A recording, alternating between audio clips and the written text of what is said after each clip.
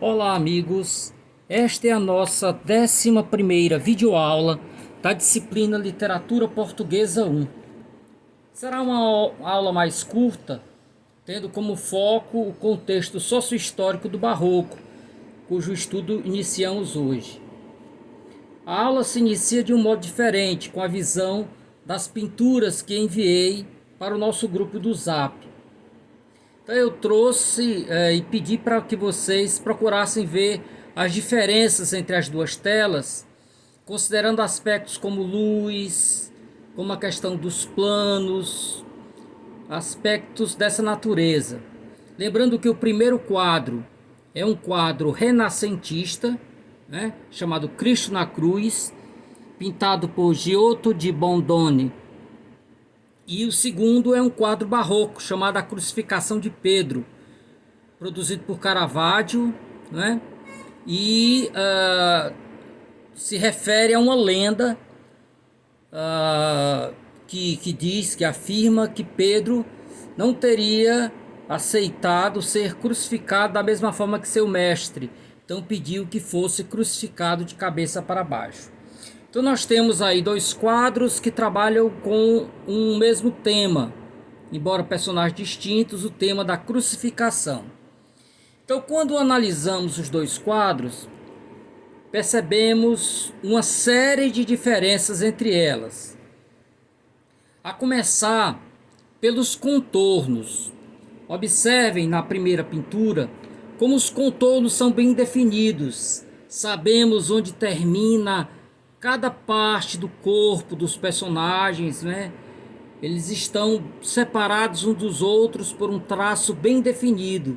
Sabemos onde termina o braço de Cristo, né? Então os contornos são bem definidos.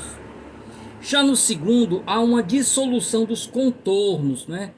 Essas figuras, muitas delas aí, partes do corpo, não se mostram, porque se perdem no meio da escuridão, não é?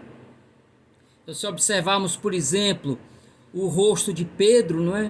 A parte direita do corpo dele, aí próximo aí da boca, da barba, se desaparece simplesmente no meio da escuridão. Outros personagens também, não é? Esse cidadão que está em pé, que puxa, né, uma espécie de corda nas costas, né?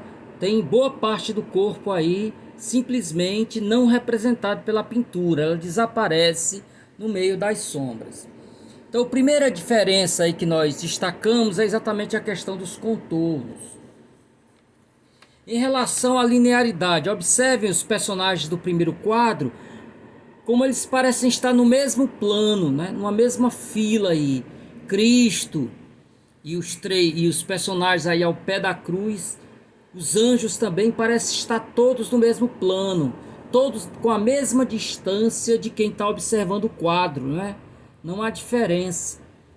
Já quando examinamos o segundo quadro, percebemos a sugestão de planos distintos, né? Segura aí, essa pessoa que está de costas para nós, né? Só observamos o traseiro dele aí. Ele está mais próximo de nós do que esse personagem que puxa a corda aí, né? Então um está mais próximo de nós do que o outro. Então você tem uma sugestão de planos. Primeiro plano, plano de fundo, planos intermediários. Em relação à luz, também nós podemos destacar essa característica. O primeiro quadro, você observa que não há sombras, há uma luz que cobre todos os personagens, né? Parece que o quadro foi pintado ao meio-dia aí, né? A despeito desse negrô atrás de Cristo, né? Representando, claro, a tristeza do quadro, do momento, a morte, não é? Mas há uma luminosidade que passa por todos os personagens aí. Então a luz é uniforme, né? Preenche toda a figura. Já no segundo, a luz é parcial. Notem que o pintor ilumina apenas as partes que ele quer destacar. Aquilo que ele não tem interesse em destacar, ele simplesmente lança para as sombras, né? Então, por isso que se diz que a luz é relativa, né? Então, há elementos mais iluminados, outros menos iluminados, outros sem luz absolutamente nenhuma. Uma outra característica que poderíamos ver diz respeito à expressividade das personagens, né? Notem que as personagens do primeiro plano parecem estáticas, né? Parecem que elas posaram assim para uma fotografia, né? E ficaram assim paradas, né? Essa inclusive é a diferença entre um instantâneo, a foto chamada de instantâneo, e essa foto posada, né? Que as pessoas param. Digam X, todo mundo diz o X, né? Não se movimentem, não se movam, não se bulam, como diz no nordestinês. Já a segunda não, os personagens têm expressividade, né? Se observem a expressão de dor no rosto de Pedro, né? Que foi traspassado a mão pelos cravos, né? A força que os outros personagens colocam para erguer essa cruz, né? Você vê os músculos retesados, né? Então há uma certa teatralidade, você observa a ação, né? É como se fosse um instantâneo tirado sem os personagens perceber, né? Eles não tiveram tempo para posar para a foto. Por fim, observem como cada personagem do primeiro quadro, cada um deles é cuidado separadamente. Embora participem de um conjunto, eles façam parte da composição de um conjunto geral, cada um deles é destacado separadamente. Você pega um desses anjinhos, vê a construção da auréola, né? Da fisionomia, as asas, a roupa, as dobras das vestes, pelo movimento, né, que eles estão voando. Então cada personagem é separadamente, é destacado separadamente. Já no segundo quadro, o que importa é o conjunto, né? O conjunto. Se diz da obra barroca que é preciso dar um passo atrás para ver todo o conjunto. Se você for olhar um altar barroco de perto, você se perde, né? Então você tem que observar de longe, como um vitral que você tem que dar 2 passos atrás para perceber o conjunto. Então a ênfase do segundo quadro é no conjunto, né?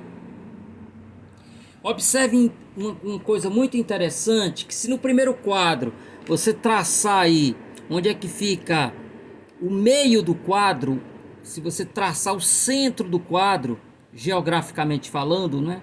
Espacialmente falando, você vai perceber que Cristo, que é a personagem principal, está exatamente no centro do quadro. Já nessa segunda pintura, se você traçar aí o centro, você não vai encontrar o personagem principal. Pedro está afastado do centro, né?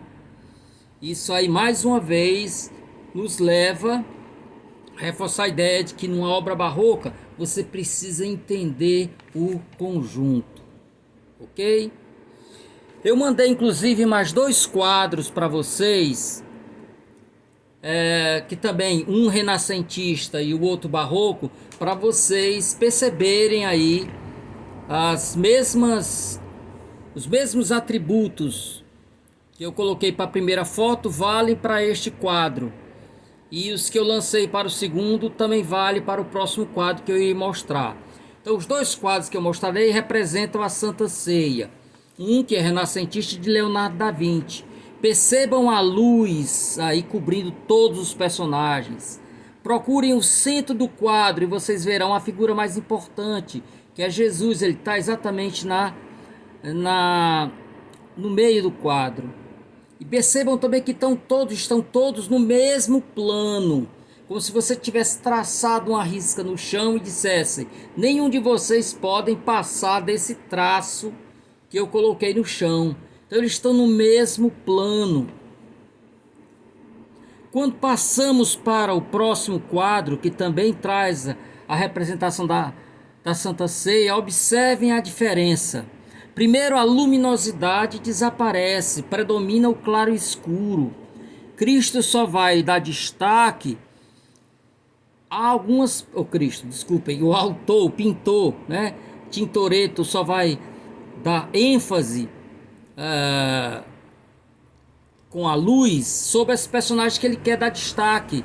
Então Cristo, lá você tem a aura dele. Os outros personagens são iluminados a partir dessa luz que dele emana. Mas o que predomina aí é o claro e escuro. Observem também como há a sugestão de vários planos. De início, a foto não é o quadro não é feito a partir de uma visão de frente da mesa, não é? Ele é visto assim de um ângulo diferente. Então pegamos aí o quadro em perspectiva. Então você vê os personagens que estão mais próximos de você nem são os principais do quadro, né? São esses personagens aí que seriam os criados. Eles estão em primeiro plano. Observem também o movimento. Cada personagem é flagrado em movimentos distintos, né? Então é de novo a ideia do instantâneo, uma foto que não foi posada, não é? Você vai tirar a expressividade também dos personagens, né? Eles aí, cada um deles com uma expressão diferente. O movimento, você percebe aí a personagem que vai tirando algo de dentro de um panelão aí, de alguma coisa do tipo, e vai entregando com uma das mãos, né? Então um personagem que com um apóstolo que conversa com outro, enquanto Cristo vai lá repartindo o pão, né? Então observem a diferença entre uma pintura renascentista feito quase sempre ao meio-dia, com abundância de luz, e a obra barroca, como é uma obra assim teatral, né? Cheia de expressividade, mergulhada no claro e escuro. Então eu vou dar uma pausa agora na observação desses quadros para a gente retomar a discussão agora com o meu belo rosto, se me permitem aí, conversando com vocês. Então até daqui a pouco.